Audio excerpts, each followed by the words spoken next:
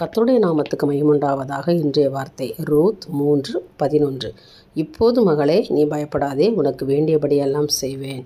விசுவாசிக்கிறவங்க ஆமேன்னு சொல்லுங்கள். அருமையான சகோதரனே, சகோதரியே, நீ பயப்படாதே, உனக்கு என்னெல்லாம் தேவை இருக்கோ, என்னெல்லாம் உனக்கு வேணுமோ அதெல்லாம் நான் உனக்கு செய்வேன் அப்படின்னு வாக்கு கொடுக்குறார். நம்புறீங்களா? அவர் ஆமேன்னு சொல்லுங்கள். கர்த்தரால் ஆகும், அவரால் ஆகாதது ஒன்றுமே இல்லை. அவர் உங்களை ஆசீர்வதிக்க நினச்சிட்டாருன்னு சொன்னால் மனுஷரை யாரும் தடை செய்ய முடியாது.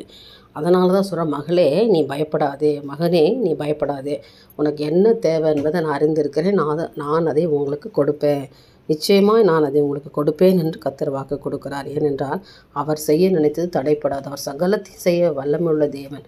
அதனால் தடையின்றி உங்களுக்கு செய்து முடிப்பார். நிச்சயமாக கர்த்தர் செய்வார். பயப்படாதீங்க. உங்களுக்கு வேண்டியபடியெல்லாம் செய்வார். உங்கள் விண்ணப்பத்தெல்லாம் நிறைவேற்றுவார். உங்களுக்கு என்ன தேவை இருந்தாலும் அதை இந்த நாளில் கர்த்தர் சந்திப்பார். இன்றைய தினத்தில் நீங்கள் ஆசீர்வாதத்தை பெற்றுக்கொள்ளுங்க. நம்புங்க, நிச்சயமாக கர்த்தர் நடத்துவாராக. என் தேவனுக்கே மகிமை உண்டாகட்டும். ஆமேன்.